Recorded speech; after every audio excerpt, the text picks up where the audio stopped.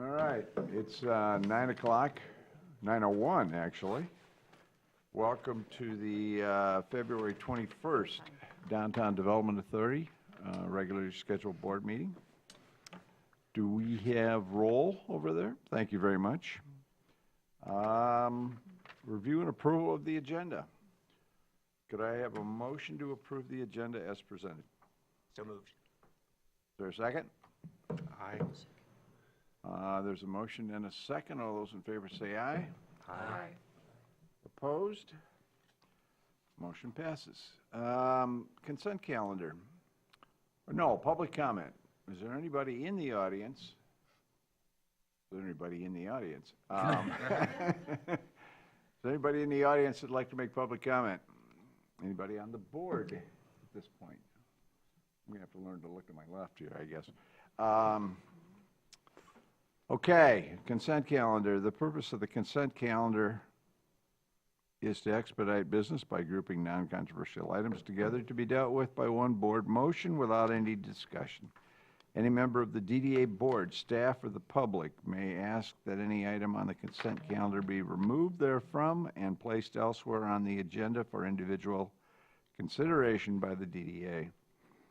Such requests will automatically be respected if an item is not removed from the consent calendar. The action noted in parentheses on the agenda is approved by a single DDA board action adopting the consent calendar.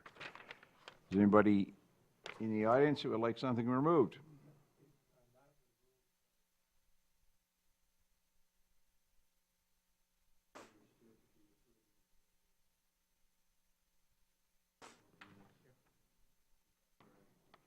Yeah, we can do that without necessarily pulling that, so we'll just make that correction.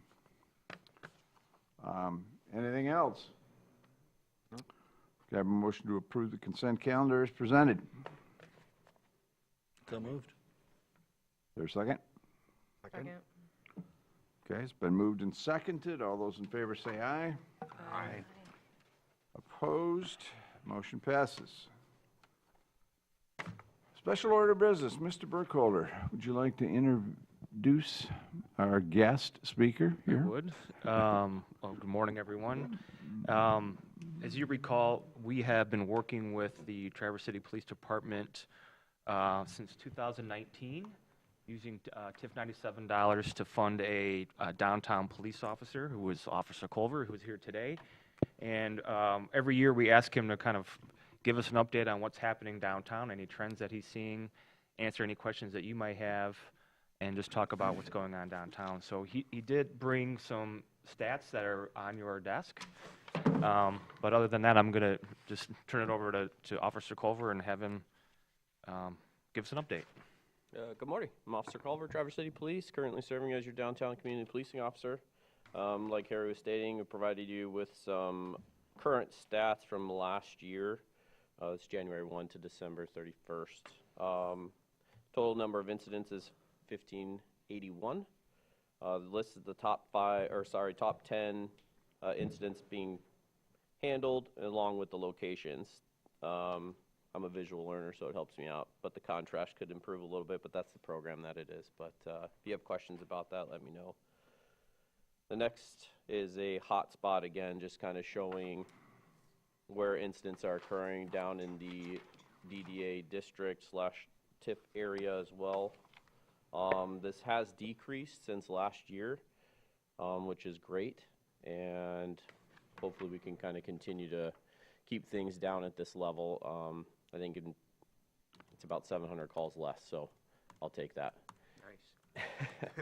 Nice. I think things that are contributing to some of that is obviously people are becoming more familiar with my position. Touching base with them, they're able to give me a phone call on my work phone or email me or text. That those aren't too fond of in-person meetings, which is fine. But I do think that breaks down a lot of the barriers too, and continues that communication between myself and then the community members within the downtown area. One of the other factors too is we actually implemented the downtown WhatsApp that is shared, more of a refined, I guess, network with the businesses or those associated with the businesses or held with the responsibility of that. That really does save me a lot of time and effort. The primary resource is to just disseminate information all at once. People are also able to get a hold of me through that app. It has been very positive. People have been using it as it's intended, but we're able to share information. Lost kids, lost adults, people that have committed crimes. Again, I'm able to now cover blocks in one text message versus stopping individually like that old school method or making phone calls and then trying to pass along information that way. So currently there are 75 members still on there. Some of the other things that would be great, currently handling a lot of leaving the scene of accidents that have been occurring. Again, I can't say this enough. Please slow down. Give yourself time to get to work. Please be observant of what's going on and give yourself plenty of time to stop. I know there's lots of things Traverse City has to offer, but when we're driving a vehicle, please focus on what's in front of you most importantly, because there seems to be a lot of rear-end accidents. But to piggyback on that, some of the other things that I think would be great is and still improve the lighting in the downtown area along with cameras. We are just left in the dark at times with where vehicles have been, identifying those vehicles, people surrounding those vehicles. That's in the surrounding parking lots, that's in the streets. Again, I know that's been an issue or a hot topic with the city as well. I know Chief Richmond's also been a huge advocate for trying to get those implemented, and I can't say it does give us increased chance of finding these people and holding them accountable for the things that they're responsible for. So I hope that that's still on the forefront with things to improve in the downtown area. Other than that, some of the, I guess, more positive things, your last page over there, which I think is pretty cool. Part of the green initiative from the city was to go green. The department, again, has purchased these Zeros. They are all electric motorcycles. You will be seeing those in the downtown area. The pictures you have been provided are not the final product. They are currently getting marked with Traverse City logos and proper, I guess, emblems on the motorcycles themselves. But you will be seeing me downtown. You might not be hearing me as much, but they are a really awesome tool for police. And again, this just gives us a whole nother avenue to explore with getting transporting for us from one place to another, excluding traffic. But again, this is something that I think people aren't going to be ready for. But again, it's going to be a very visual thing. So hopefully, again, that does decrease crime and people doing that. I guess if you have questions regarding that information, or I'm opening up to other questions you may have, but that's the gist of what I got for you. Just two quick questions. Thank you for your service. Welcome. Number one. Is compared to other towns our size, do you know if this is like normal, if you will, or do we have any data to say, wow, we are just so safe? Yeah, normal, I don't know what would define normal, but Yeah. I can definitely try to reach out to some other areas that are similar and see if I Okay. can pull some data in the future for that. Yeah, I don't want you to have to. I was just curious. We knew if we were, safer than other places. Sure. And then I'm just more curiosity. Why Cass Street? Why this particular area right there? Is there something there that? There sure is. 222 Cass is the Central United Methodist Church. Got it. Thank you. If you'd like me to elaborate on that, I will. But that is currently where the church is at. That church also facilitates a lot of the homeless resources in the area. They provide breakfast, provide shelter, they provide places to clean themselves, places to store their items. And unfortunately, things get attached to that, and that's why we have a lot of calls of service that are surrounding that area. Okay. Thank you for that. Anybody else, Ed? Yeah, two questions. Is there anything, I'll call it systemic, that sort of hinders you in your job that this board could somehow help with or address? It's a tough one. Hinders, I don't think that is. Honestly, the other part that could get me back out is our paperwork. So that's nothing that, you could contribute to. It's just more streamlining the old school documents and how we do things. We tend to triplicate a lot of things. So again, it's just the time-consuming efforts when it comes to report writing. And the second thing, and to be honest, this may not be a question that you can answer, it may be more of a legal question, But with regards to the new camera program, the video sharing program, one question that came up to me in my building, my condo building, is if we share video evidence with the police for perhaps what's gone on at an adjacent building, are we held harmless? Like you said, that is a legal question. I would rather defer that to the professionals when it comes to that. I will say it has not been an issue with the images shared. Again, that's just supporting the facts. Like, it's not necessarily, you know, us trying to monitor what's going on in the building. It's us looking for something very specific. And I will piggyback on that because this is relatively fresh, but we as the police department are going to be putting out, I don't know the exact, if they're titling it, but it's a QR code to allow people to have access, or at least let us know that they're willing to share their cameras with us, sign, you know, this essentially a waiver. And again, it is voluntary. You don't have to do it. But I will tell you, I have been in contact with a lot of businesses that do share it. And again, it is helpful. But I don't like relying on the fact that we're relying on separate entities to provide this information to us. Even if we covered the intersections at start, that would be awesome. It does cover a lot of things that I guess, you know, or would, again, decrease crime, or at least give us a leverage to looking into a crime of where, when we don't have anything, it's hard to go and investigate.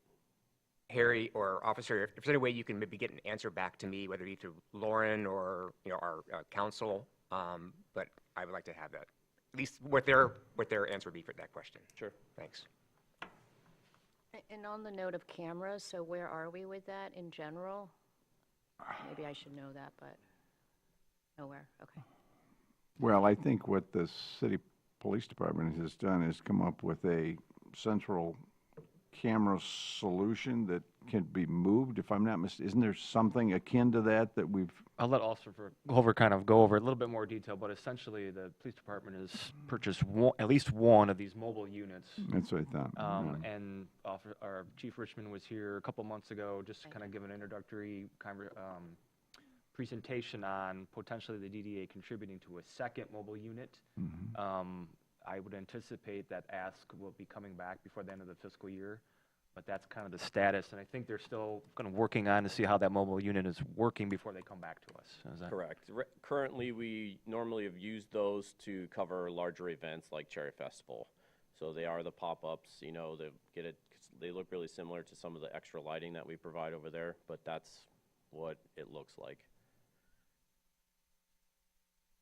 Well, I'd like to follow up on that a little bit.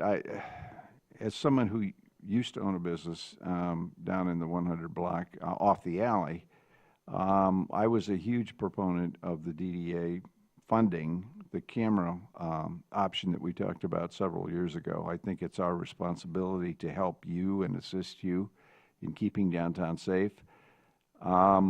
And this may be just my bias, but most of the cameras that I know that retail people have downtown are more turned inwards. They're more to secure their internal facilities rather than external. So asking people to be the solution voluntarily, it's a poor second choice to actually having a dedicated camera system downtown. I agree. I don't And disagree with you. completely I think it's part of the DDA as the representatives of downtown property owners and business owners. That's something we ought to actively participate in. But then again, I may not have that option going forward. How often are you involved? I'm sort of a follow-up on camera. How often are you involved in the prosecution of violations or criminals downtown? Do you have to follow all the way through and appear in court and testify, or? At times, I don't really handle the prosecution. I just provide all the elements to the crimes that occurred and then pass that over to the prosecuting attorney's office. But the majority of the calls that you're seeing now, they are facilitated by me. So rather that be an arrest or a citation or follow-up in the downtown area, I will take full responsibility for things that occur in there. You know, that's my position. So. One other last question that I have, and then we can move on. There's been a number of downtown business owners and property owners anecdotally over the years that claim there's a lot of vandalism. And nobody's quite sure what it is, but they attribute it to the homeless population. Is there still a fair amount of vandalism in downtown? There are visible marks, is what I'll say. Honestly, there's still marks that I've handled from years prior where I've pursued criminal charges. At that point, it's been really a mixture. I can't identify the homeless population that have contributed to some of these things, but the a couple juveniles that were responsible for the mass quantities of what you're seeing, I don't know why they're not being held responsible for coming and fixing that. So we are still seeing those things. As far as it being a huge problem, I don't see that, but unfortunately, few can destroy a lot of things at once. And that's what I am contributing those things to. I don't think it's a continuous thing. Again, going back to some of the other ones that are more prevalent throughout town still, he wasn't even from here. He was traveling to hit this place to damage our property. So that was really frustrating. Again, I do think there are some that are in that homeless community that are contributing to it.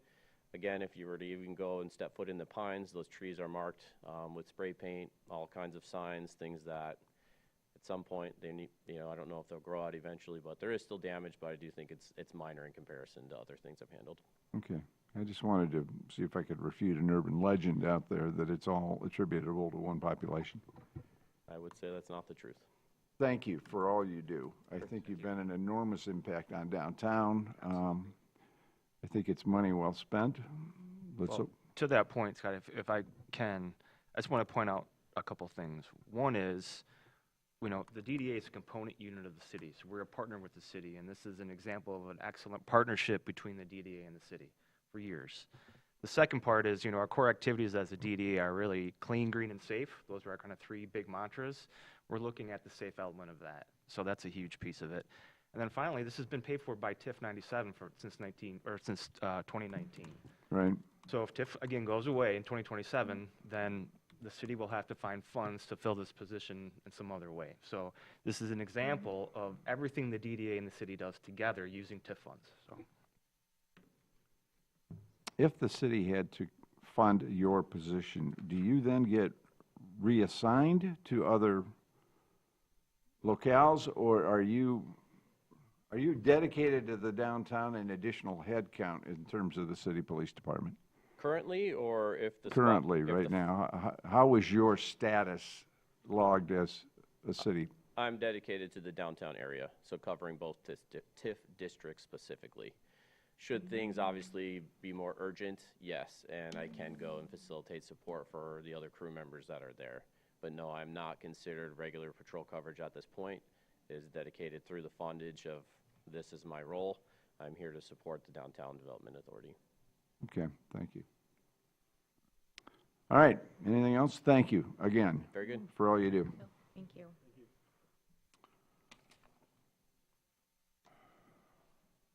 All right, old business, the Hannah Park Overlook. I understand we're being asked for something. Yes. So if you recall, we had budgeted $80,000 to essentially fix the Hannah Park Overlook, which is on the southwest side of the South Union Street Bridge, adjacent to the bridge that was reconstructed about a year ago. The project estimate that we received when that went out to bid was significantly higher, so this body amended their budget by another $25,000 for a total of $105,000 to partner with the city to fix that project.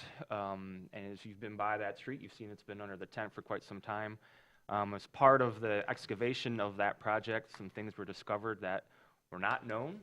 And so Machine Engineering, which is the engineer of record for this project, had to do additional work to get that fixed, which I heard actually this morning is done. So the wall portion of that is done, which means potentially this project is complete minus spring cleanup in about 2 to 3 weeks, which is good news. But due to that additional work, we are being asked by the city to contribute another $4,000 just to make that entire project whole. and that is the essentially recommended motion that's in your packet. So we need to amend our budget. If we agree to do that, we'll go to the city commission to amend our budget officially for this project. Questions, comments? The $4,000 that we're being asked to contribute is a portion of a larger overage on this? I mean, it's in combination with the overage and the budget that we already approved in this budget. So in other words, the overage is something the DDA is going to cover in whole. Just for this additional piece. We've shared everything else with the city. Why are we not sharing this as well? We've been asked by the city if we're able to cover that. I think the Parks and Recreation Fund is at its limit, and so we've been asked to share this last portion. Okay, well, whatever. Support this begrudgingly. We once again become the city's piggy bank whenever they have problems with engineering cost estimates and, Again, I don't think this was an issue that was known before shovels went in the ground. This was a kind of discovery, so. Yeah, it seems like a real nominal amount, $4,000, and I would support it.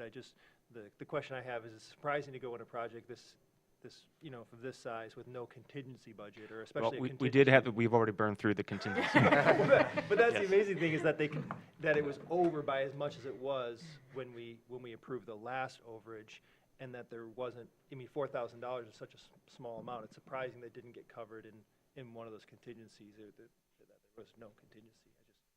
That's the only thing, but it's just interesting. As someone who Support it. built my home in the past 2 years, to me, I understand everyone's point, but to me, this is like nothing. no, I understand that. Yeah. However, it's on principle, this becomes a very slippery slope, and I don't think you went to the DDA and if there were overages on your house, so. Well, it's true. All right, can I have someone make the recommended motion? I'll make the motion that the DDA board approve an increase to the 2024-2025 Old Town TIF budget for the Hannah Park Overlook to $109,000, and furthermore, that up to an additional $4,000 from the Old Town TIF budget be allocated for the ongoing as-needed construction monitoring of the Hannah Park Overlook in partnership with the City of Traverse City. Is there a second? I will second that. All right, any further discussion? Just going to point out again that it's from TIF money. Yeah, there's only $1 to go around, and we're starting to chew into it for things that are not in our TIF plan. All right, all those in favor say aye. Aye. Those opposed? Okay, we're begrudgingly moving on. I'm full-heartedly moving on. Don't throw me into that. All right, I'm begrudgingly moving on. Get it done. Yep. Get it done. Get her done. Next item is the consideration of design engineering services for the Lower Boardman Iowa Riverwalk. Again, what we're calling Phase 1A, which is, again, the sliver that goes from Front Street, that includes the J. Smith Walkway, heading north through the parking lot, a new pedestrian bridge onto the north side of the river. This is one of the 4 major projects that this board spent the last several months identifying as a priority.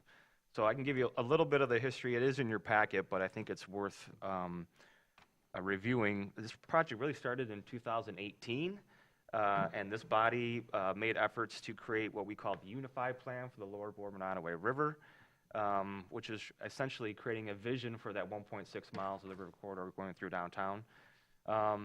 And that plan was finalized in 2021 through the stoppage of COVID, but we did it anyway, and that was approved again by the DDA board, the Planning Commission, and the City Commission.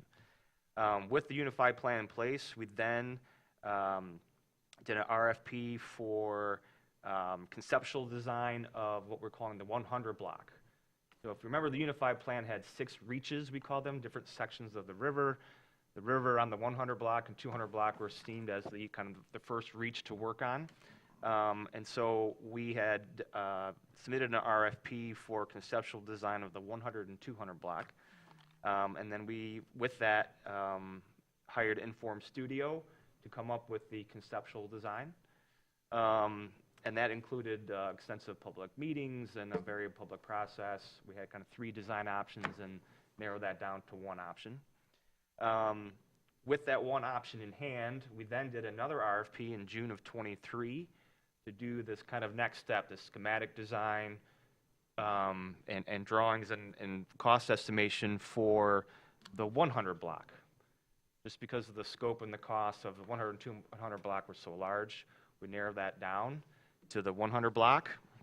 The response that we got back in terms of the overall cost of the contract and potential cost of the project was very high. And so this board pivoted again and said, let's actually narrow that down to just the south side of the 100 block and the pedestrian bridge. And we got an estimate back from Inform Studio on that. And then we were kind of in this flux and transition with leadership at the DDA and figuring out what our priorities were. And then over the last summer, we worked with Inform to kind of narrow the scope to that phase 1A, that J. Smith Walkway, pedestrian bridge to the north side of the river.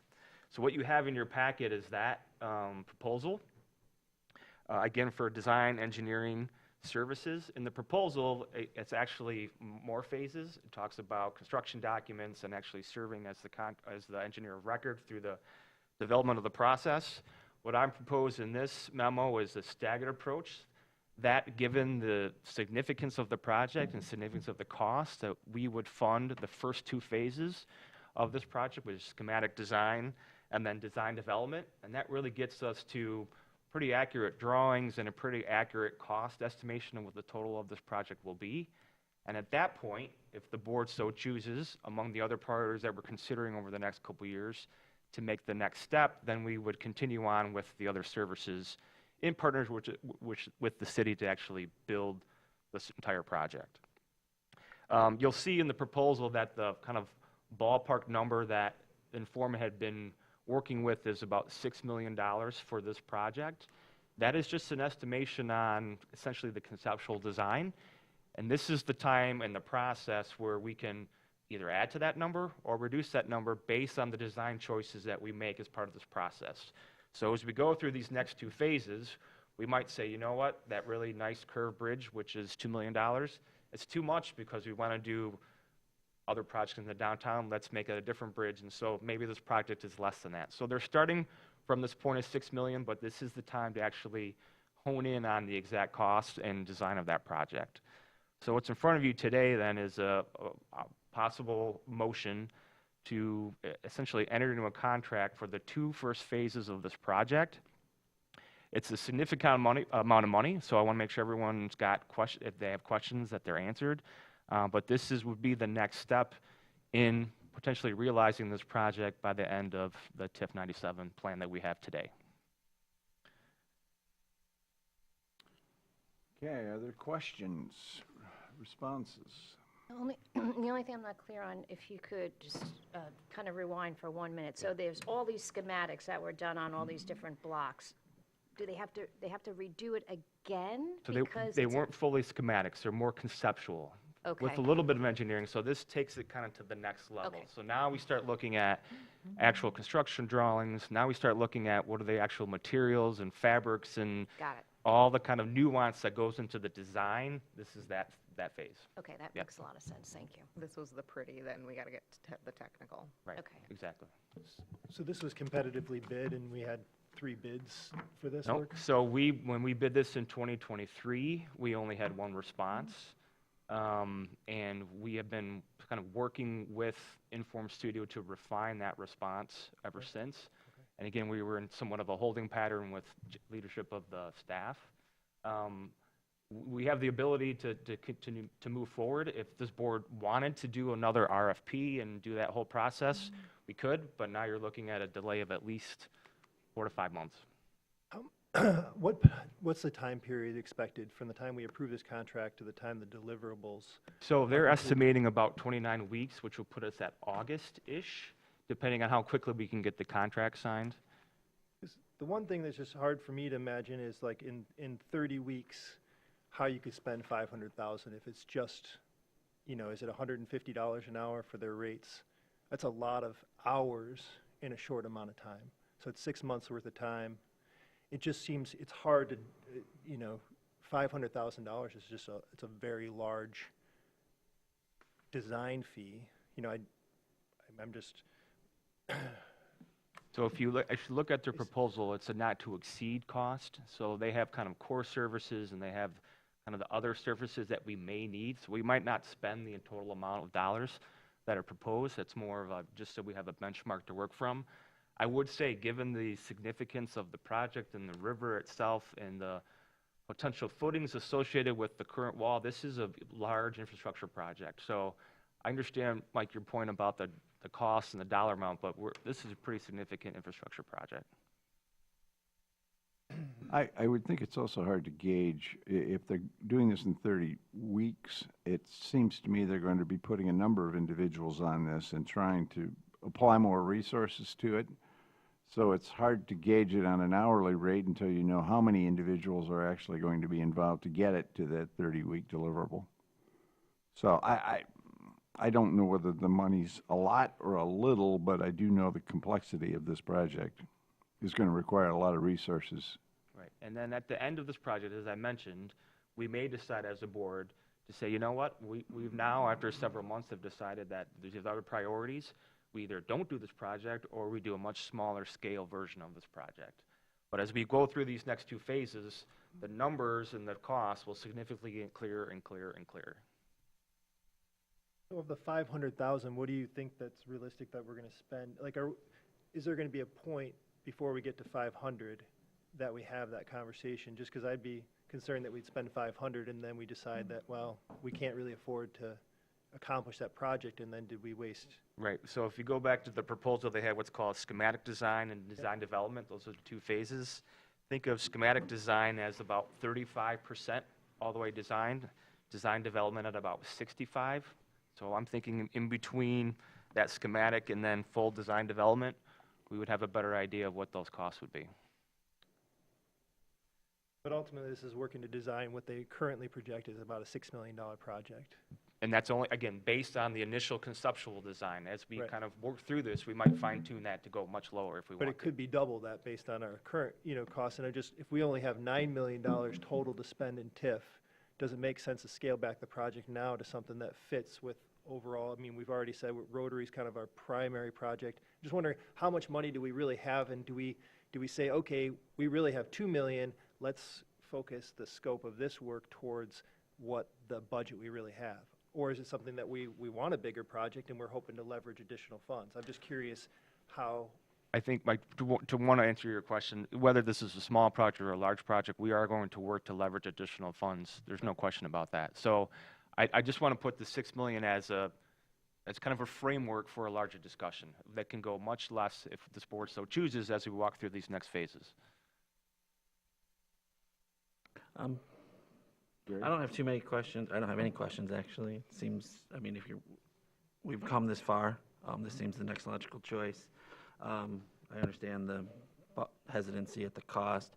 I was a part of a group planning Division Street reconstruction back in 2011. It was $500,000 to have no plans. So sometimes there is a cost to these things, and this at least is getting us to some plans that we can make decisions from. We need this information. So I'm horrible at reading numbers, but I'm going to give it a go to make a motion that the DDA board enter into contract with Inform Studio for not to exceed cost of $460,000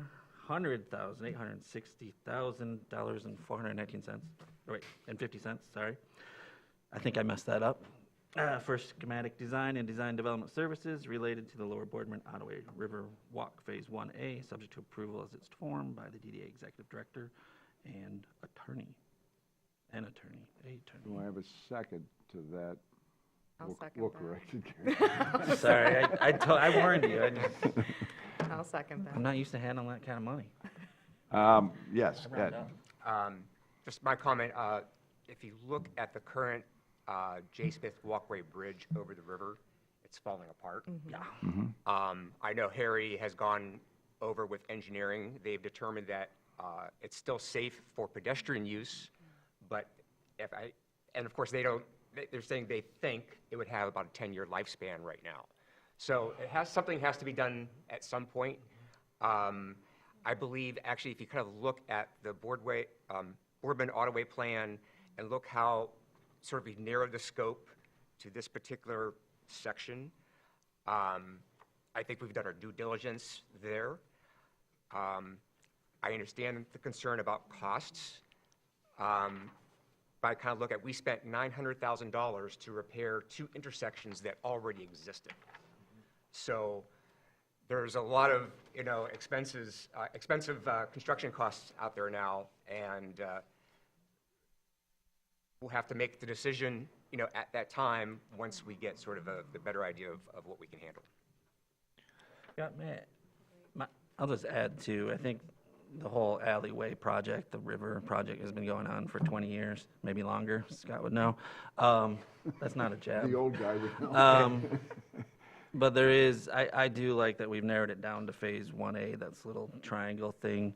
Even if that's all we did and we did it really well, it can make a huge difference to the interaction that happens down at that space.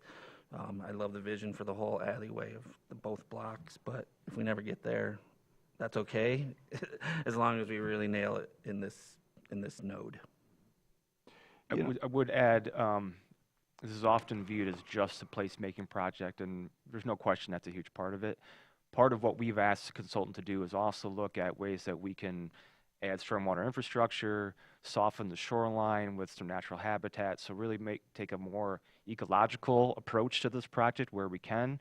I think we are potentially hearing good news on a grant fairly soon that would allow for additional dollars to look at fisheries habitat as part of the Lower Boardman that could be associated with this project. So it is a placemaking project, but it's also an accessibility project, and the stormwater management project kind of built into one, and that's kind of the goal that we're going into this next phase with.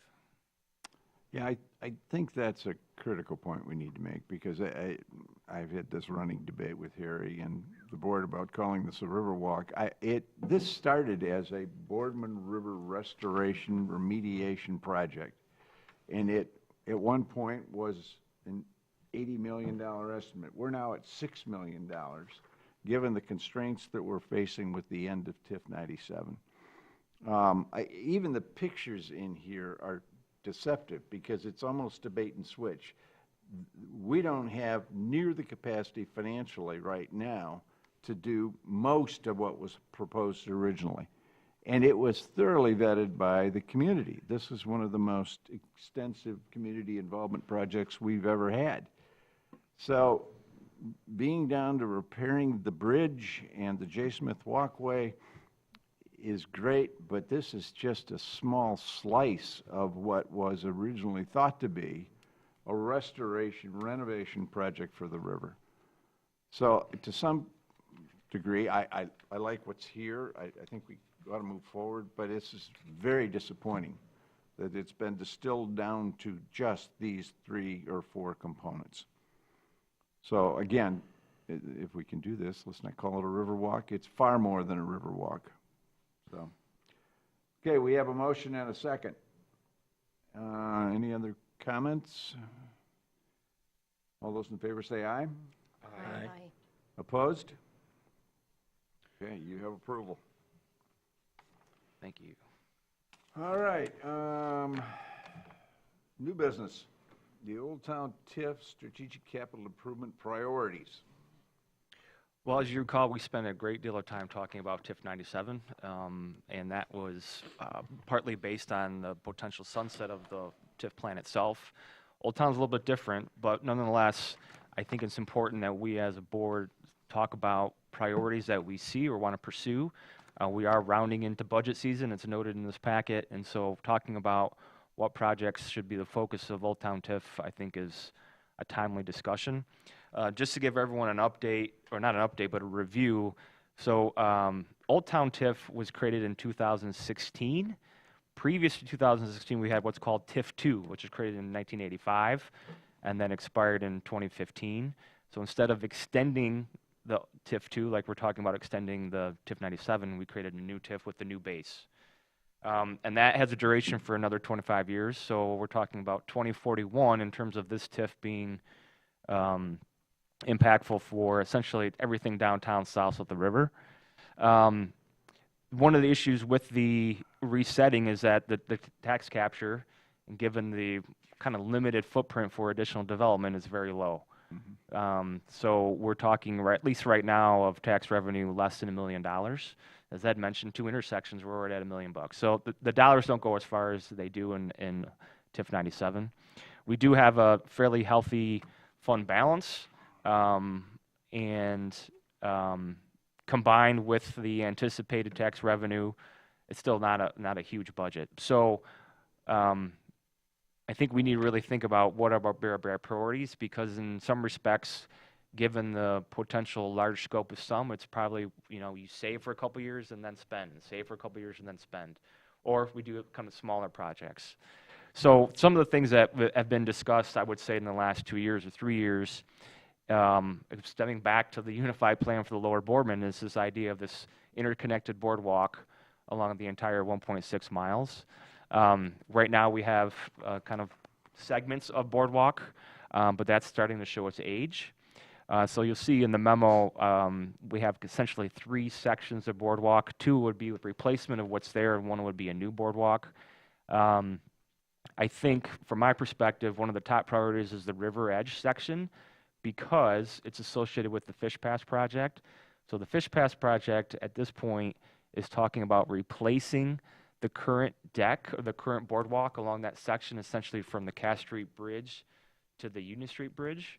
But I think we have had discussions about, could we take that boardwalk up a little bit, and talk about different decking similar to the decking that's on the Boardman Lake Loop, and or adding railing and different lighting that would make it more accessible, or at least more inviting to people. I think many people who live in Traverse City don't even know there's a boardwalk on half the section of the river. So the timing of that project associated with the larger Fish Pass project is still somewhat in flux, but I believe we're looking at a 2006, 2007 potentially partnership with that project.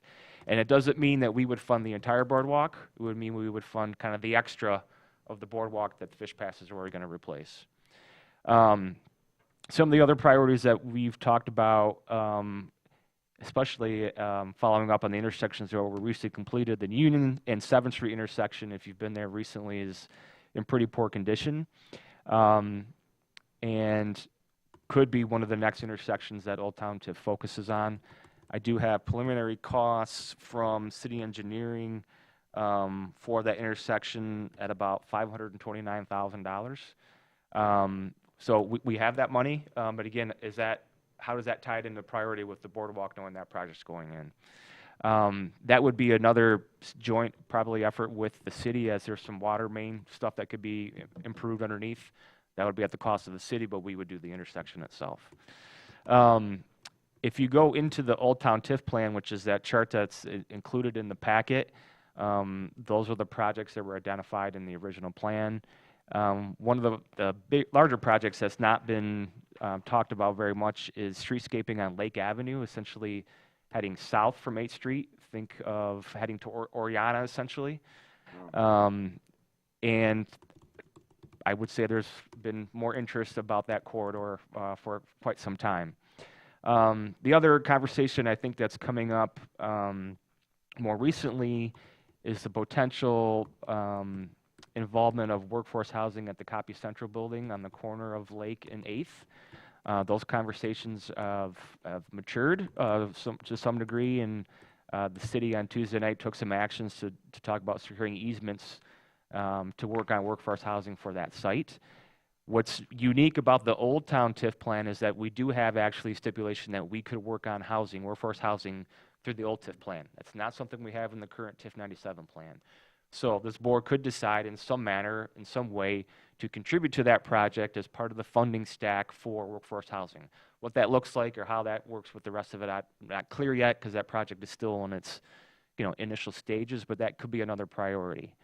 Other than that, there's kind of the general streetscaping, snow melt kind of projects that we've talked about, but I would say from a larger perspective, those are the projects that I think we should kind of consider.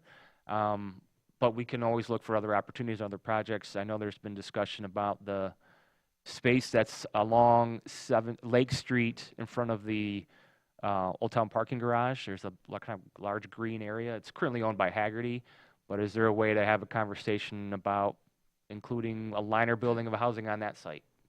That's not come up, in any formal discussions, but as we're trying to think about ways that we look at workforce housing, that could be another avenue. There's a liner building on the north side. There's not one on the south side of that parking deck. So we can talk about some of these projects, or if there are other thoughts that folks have about Old Town. The good thing is, again, we have Old Town till another 25 years or so. So we have time to make the investment on some of these projects over time, but again, it's probably one of those issues where you save, spend, save, spend. Yeah. I would, thank you for that. I'm a big fan of Old Town. Also, with the housing, Yeah. I think for me, what I would be looking for in terms of part of why we use TIF is there's going to be some sort of gain. And that's not a gain from the project itself, but it's usually from, taxable value increase. So I'd be very cautious going into a project like the Copy Central one, as it's what I've bare bones know about. Yeah. Just granting money. Right. Because it's not going to be a taxable growth there. Other than, right now it's at zero. Most of it's at zero because of the land bank property. And I'm looking at the Hammer over there, Mr. Hammersley, because he's land bank attorney. One thing I want to mention is I would be really interested in like the 126 Lake Street Haggerty property, doing something with the land bank to help leverage money for a housing that's a market rate, but perhaps with some workforce housing in it. Let Mishta handle the numbers.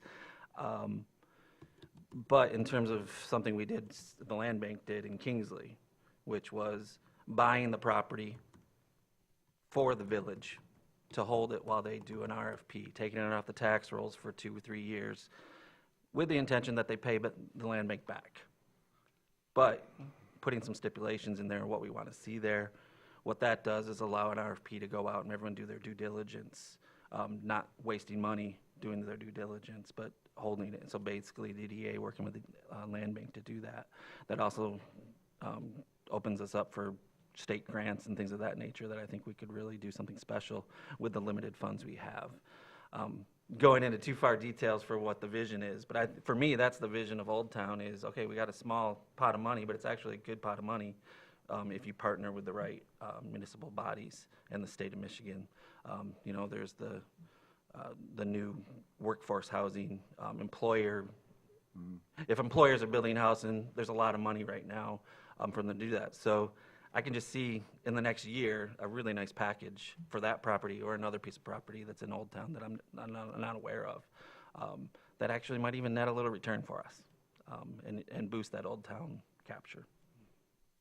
As your board member on the DDA that owns a property and has a business in Old Town, I have to say that these are the priorities going around talking to other merchant and property owners. Probably, if some things could be swapped around, TIF dollars have helped so much in the repair of the Cass Street and Union Street Bridge.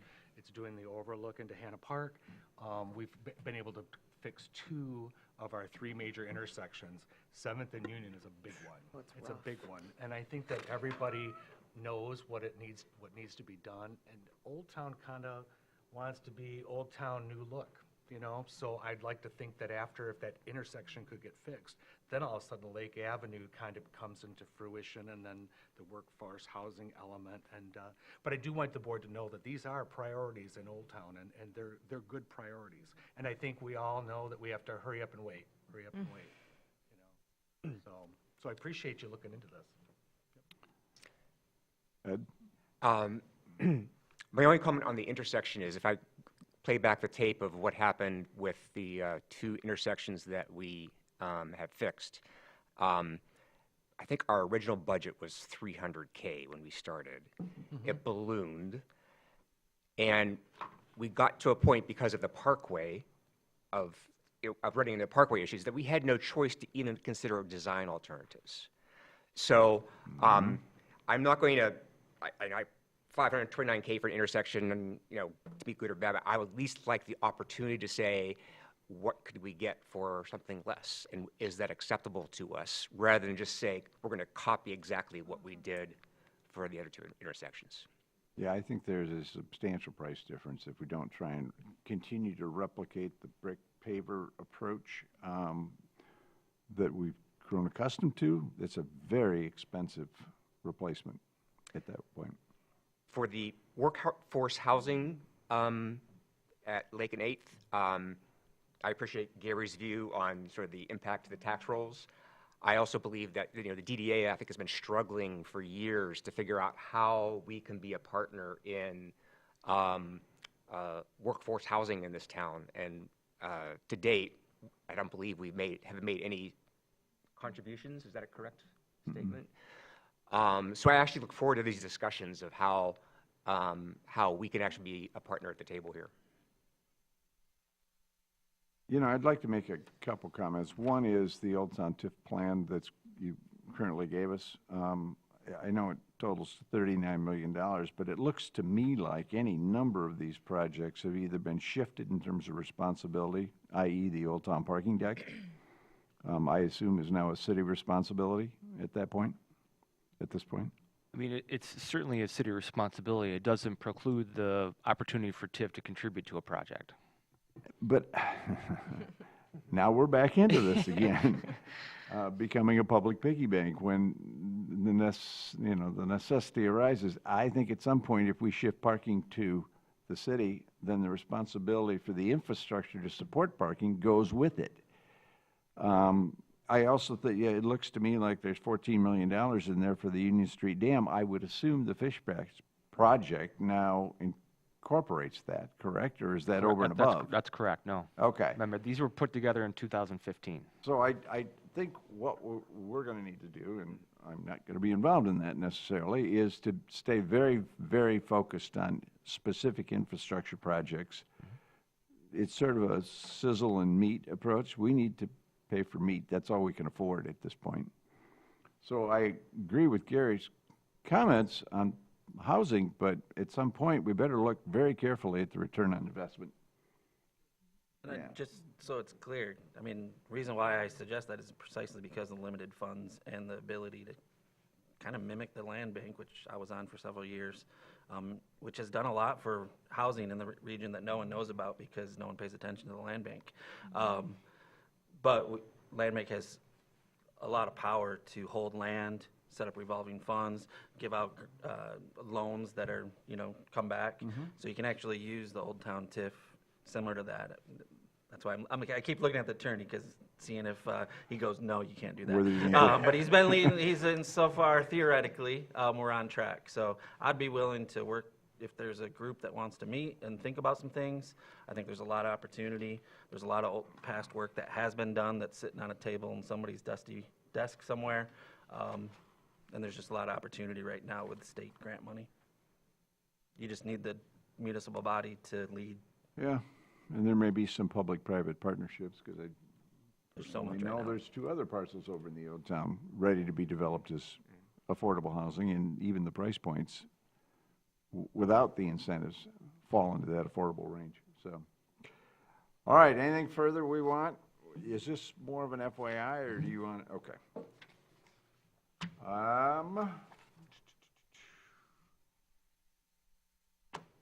The budget memo, 25, 26. So this is, again, more of a FYI kind of memo, but it really is going to tee up the next couple months of discussion with this board. This is budget season. If you look at the schedule on page 116 of your packet, you'll see the kind of the timeline with the potential approval of our budget by the city commission on June 2nd. So we essentially have the next couple of months to get our budget in order. We do our own public hearing along with the city. Because we're a component unit, again, the city commission approves our budget formally before we do, but that's the way it works. And so this is more of a memo just to kind of outline the process, talk about the 3 different budgets that we have. We have a DDA general, we have an Old Town TIF, and we have a TIF 97. I do wanted to outline some of the things that I think help inform the budget. You'll see that on page 117 and 118, talking about the CIP plan, some of the ongoing expenses like an Officer Culver. I don't think we're not going to do that again this coming year. So we have some costs that we know we're going to work on. But again, we always consider the Moving Downtown Forward guiding principles. I think the city itself is working through a strategic action plan right now. They've identified 6 kind of buckets of focus. And so the more that our projects are aligned with those buckets, I think it's a helpful collaboration. We certainly have our own planning documents and initiatives we've been working on. And there's a chart on page 119, again, to kind of frame what the DDA does, what the DDA doesn't do, is kind of help that conversation. And then what I'm hoping to do as part of this budget is organize it a little bit differently so it's a little bit more reader-friendly. So we have things that we pay for that just make downtown run, right? Whether it's admin or it's the clean, green, and safe. So there's a bucket there. There's also a bucket under kind of the essential public infrastructure, things we know we have to get done. Then we have transformational public infrastructure, like the Lord Boardman project. And then we have the promotion of downtown. So as the budget matures, and you'll see a draft of that heading into your March meeting, I'm hoping to identify it under those kind of categories. Like that. Has the Finance Committee set a new meeting date? We have not yet, so we're still working on that. Okay. Yep. I would encourage that. I mean, I think it's been a while since finance has met, and there are a number of issues that I would like, were I still on the board, would want vetted through finance before they came to the full board. Yeah, still have a chance to meet him. Any other questions on the budget memo? Again, one of the things on your list of what the DDA does do and what it doesn't do, the other thing it does is it tries to adhere specifically to our DDA TIF plan, correct, for those expenditures? Correct. And part of that is operating and maintaining the downtown on an annual basis, which is a very expensive process, which would flow to the city if TIF 97 goes away. Okay. Executive Director report. Just a couple of things to highlight. I mentioned the Hannah Park Overlook, our status there. The 2A pilot project was, the proposed extension for 2 years was presented and discussed at Tuesday's City Commission meeting. After a lengthy discussion, the City Commission determined to extend it for 1 year. And also create a ad hoc committee of the City Commission for the purpose of still to be determined. So we are still working on the 2A pilot project. As part of that, we have, as we've seen in previous memos, we've aggregated enough information to get a dollar amount if we want to alter or modify the traffic signals. We are still working with the City Engineering Department on possible mid-block crosswalks on the 100 and 200 block. But this does provide, again, another opportunity to look at other modifications that we may want to make, whether that's to facilitate traffic, vehicle traffic, or pedestrian traffic, or bicycle traffic. It gives us another opportunity to do that. So, but now we have essentially 1 more year. Also on Tuesday night's agenda was a memo from the mayor about the board composition, essentially reducing the number of from this body from 12 to 9. Not much discussion from the City Commission, and so they will be potentially approving that change officially because it's an ordinance at the March 17th meeting coming up. And that is, just for clarification, that means we're just simply not going to replace open board seats. That's correct. That's correct. Nobody's getting riffed. No one's getting. No. Doge is not coming in to get the DDA board. No. Also, at Tuesday's meeting, the draft TIF implementation policy was discussed. So this is a policy that the city approves to essentially outline the mechanism for any kind of TIF extension or approval based on the results of the November election. Several comments and suggestions were submitted to the City Commission, which they discussed. No action was taken, so I think there's going to be a further refinement of that policy. When that will come back to the City Commission is still unclear, but there's more work to be done on that policy. The last thing that's in the memo is just as a bold underline FYI. Due to where spring break falls this year, we've decided to bump up next month's meeting to the 14th. So if you hear our calendar's open, just highlight that and underline that and bold that we're meeting on March 14th, 1 week early.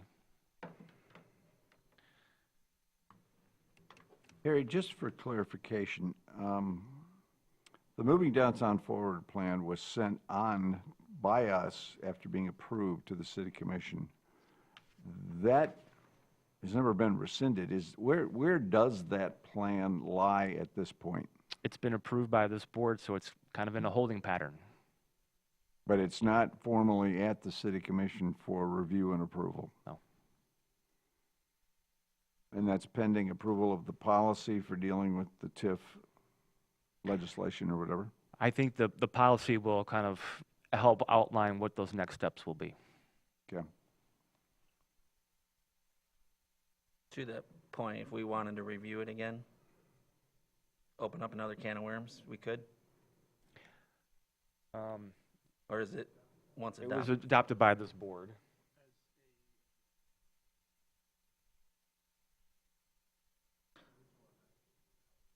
So this board approved the Moving Downtown Forward TIF plan in August. But it hasn't gone through any of the other approval processes by the city or anything like that, yeah. I'd just be curious if it has to go, it might, if we have time and interest, and there's value in it. Right. It's moot point if it's, Two big ifs. yeah, it's a moot point though if it's been approved and sitting in a desk. All right. Are you done at this point? Is there anything further you want to? Not on that memo. Okay. So you were on to the Arts Commission report? Yeah, just really quickly, the largest project that we're working on is this inaugural mural festival for the 8th Street corridor, which is scheduled for next fall. We did an RFP for artists and had over 100 submissions. So we're obviously getting word out in the right channels. The Arts Commission met this week and narrowed that down to 13 finalists that they will be kind of vetting a little bit more. But that was really good to see. So that's kind of the meat of on the bone for the Arts Commission moving forward here. That's awesome. Yeah. What'd you just say? It sounds horrible. 100, no, it's great. Good horrible, Yes. but like, To have to go through all those people? it's like when you put out an intern application, you get 100 back, you're like, oh my God. All right. Sarah, you're up. Everybody. We have a lot of events coming up, some new and some classic. Starting with Restaurant Week. Sunday, hopefully you all have your reservations. The 23rd through the 1st, we have over 50 restaurants. Partnering again with Traverse City Tourism on the digital passport. So if you check in twice, you get a free branded pot holder. And you're also registered to win every time you check in for a $50 gift card. Every restaurant that participates is giving us a gift card. We have over 50 winners, so make sure you check in on that passport. We have a new shopping promo event called Getaway or Stay and Play. It's a spring break shopping promo. So whether you're going off somewhere fun, like I just came back from literally at midnight last night, or you're staying at home, there are going to be some themed shopping deals, some little fun treats, maybe people dressed up in hula skirts. I'm encouraging it. I don't know if they will.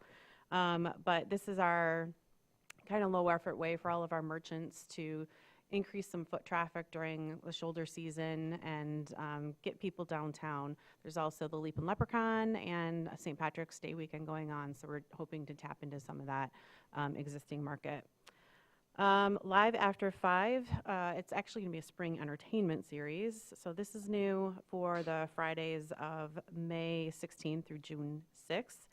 We are sourcing some talent now, whether it be a musician, or a magician or a living statue, whatever it is that you can do either at the Horizon Space or J. Smith Walkway.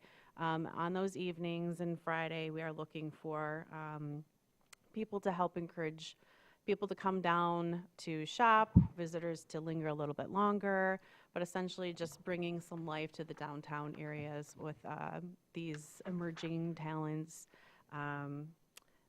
So we're also looking for a sponsor to help us to fund these emerging talents. Toast to Downtown is back on June 6th. For some time it had been in the fall, but we're moving it back into the spring. This is going to be more of an experiential celebration and rather than a traditional sit-down dinner. So we're encouraging business owners plus staff, property owners, stakeholders of downtown to come together, be very inclusive, have a high energy, just like a really kind of cocktail party vibe. So we're still ironing out details, so don't hold me to all of these, but we're looking at maybe doing at the Opera House a signature cocktail and slider showdown. We'll have some games and maybe some art-related activities, entertainment. We'll have some fun giveaways and fundraising opportunities. We'll have some of the traditional programming, but it'll be more brief awards as well, like the Lyle DeYoung and the Golden Shovel, which we found out we were never to take away the Golden Shovel Award. So we'll be doing that. Again, seeking sponsors for this event. Art Fair series for the summer. We have 2 events in June. Old Town comes back on the 14th of June. National Cherry Festival, Arts and Crafts Fair will be on Sunday the 29th. And then we are moving the Downtown Art Fair from August to help supplement some programming for the Mural Fest that Harry mentioned. We're looking at September 13th and 14th at Rotary Square. Registration opened for the June Art Fairs about 3 weeks ago. We already have 200 applicants for that without anything really more than an email and a post on Facebook, essentially. So looking forward to seeing all of those entries. And then the August Downtown Art Fair, we are going to be renaming it. But we're also looking at trying to enhance that community engagement even more, especially during Mural Fest. So we're looking to create a collaborative mural project for the community in tandem with the art fair. And that's about it. Any feedback, questions? I'm going to give Senator Wayne Schmidt a Golden Shovel nomination. I saw him, he like shoveled a whole half block. He was bored, but he did it. And he's not running for anything. Yeah, I know, exactly. He did a good job. I was impressed. Pure I altruism. didn't get any footage, I'm sorry, but Yeah, so there's no proof? of there's this? no proof. I believe Captain's Quarters has been a perennial winner for that award, so Oh, I good gotcha. eye. And this is the winner to acknowledge people who are shoveling their walks for the Golden Snowblower Award at this point. Yeah. Excellent work. Thank you. Yeah, Thanks, Sarah. thank you. All right, we have one receive and file, and Scott, if I may, as part of that, since it's the end of the meeting, I did want to thank Scott formally for all his work with the DDA. This has been your second stint over a couple decades with the DDA. I think you've seen everything come before this body and beyond. I had the privilege of actually serving with Scott on the board before I took this position. But I really want to thank him for his leadership, his contribution to the DDA. He's been a mentor to me as I took this transition on, and I don't think you'll find a more fervent supporter of downtown and downtown businesses. So I want to thank you for that. And we do have something uh-oh, along the lines of that. a golden shovel. It's not a golden With the help of Oh, that as a token of our appreciation. thank you very much. Thanks, Scott.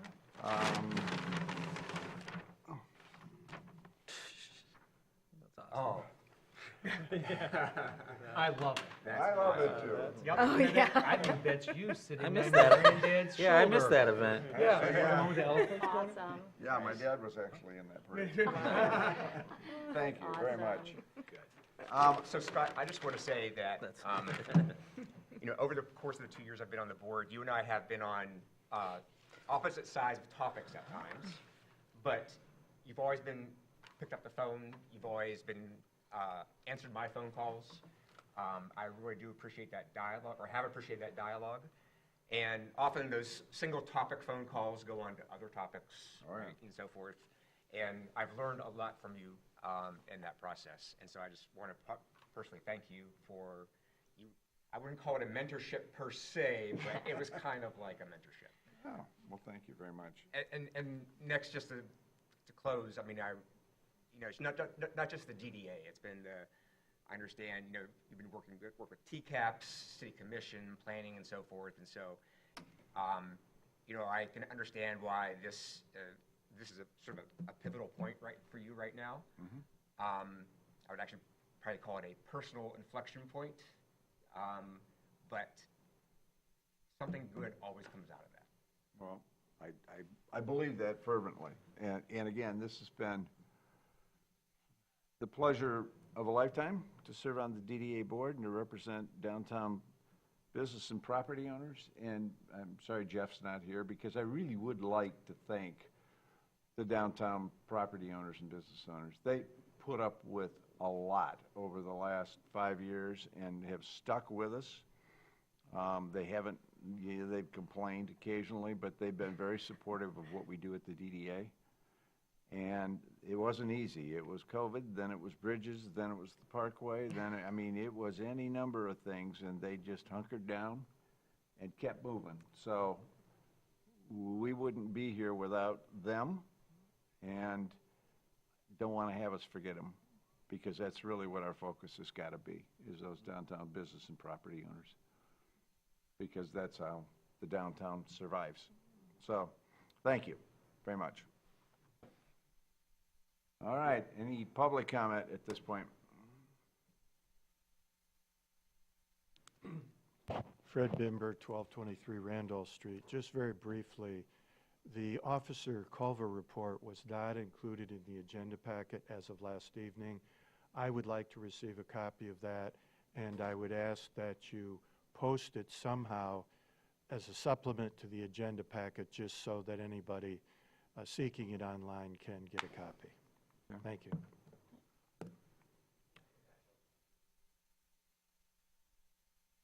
Did you have a comment, Bill? Oh, okay. Thank you.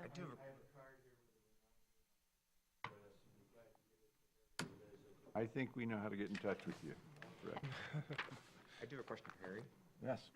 So Harry, does Traverse City code enforcement do anything with regards to downtown sidewalks? Yes. I'm not going to speak to the day-to-day activity of code enforcement. I would say this winter has presented some extraordinary challenges. Part of the snow removal is based on the amount of snow that we receive, and often that's depending on the time it comes. So you'll see that the city contracts with Molon to do snow clearing, but that's got to be called at like 3 in the morning, because that's when they get there, is at 4 or 5 in the morning. So if the snow starts at 8:30, it doesn't happen until the next day. So it is a partnership, to Scott's point, with the city and business owners and property owners downtown to help remove that snow. If there are significant issues of snow or ice not being removed, those should be brought to the attention of code enforcement, and they do reach out. But it's an ongoing challenge. I will just add a little context to enforcement. It runs into an obstacle in terms of the magistrate as well, who, last I checked, refuses to give fines for it. So it becomes code enforcement more, which is why I like that we have Mike as a code enforcement, because he shows up at your door, you're going to listen because he's a big dude. Because it's more of a dialogue than it is code enforcement, a fine. Hate to say it. Yeah. We've went down that road before, so. It's hard, and I'm Yeah. a merchant, there ain't any place to put the snow anymore. Yeah. And I get it. You're trudging in and you're trying to figure it out, and I've just generally found actually that properties that don't currently have any sort of activity, like empty spaces, those go untouched. And there's I'll call it a large institution on State Street that sometimes I wonder about if they even do maintenance. I won't mention names. Go ahead and mention names. No. This is public comment. So we could lead this up to heated sidewalks. Ooh. That's Is been there a rude. motion to Leave on adjourn? that note. Okay, any Question. other comments? One question, Harry, we got that email from the Watershed Center. I just wondered, I know they work on grants for municipalities. Would it make sense to engage them for a presentation, for a request to, are there grants, to engage them in some way to look for grants for some of the projects that we're looking at to add stormwater Absolutely, enhancements, and things like I did that? respond to them and saying essentially that same thing, that we would love to collaborate and figure out ways to partner on some of these projects as we kind of move towards this design standpoint, so absolutely. I wanted to say apologies for my tardiness this morning. My partner, Scott Howard's, one of his family members downstate had a medical emergency yesterday, so he had to leave and go downstate. And so I wasn't aware of that until about 10 minutes before your meeting started, so apologies for the tardiness. Thank you for being here. Thanks. All right, I guess we are adjourned for the last time. Well, thanks. Yeah, I won't. You know me.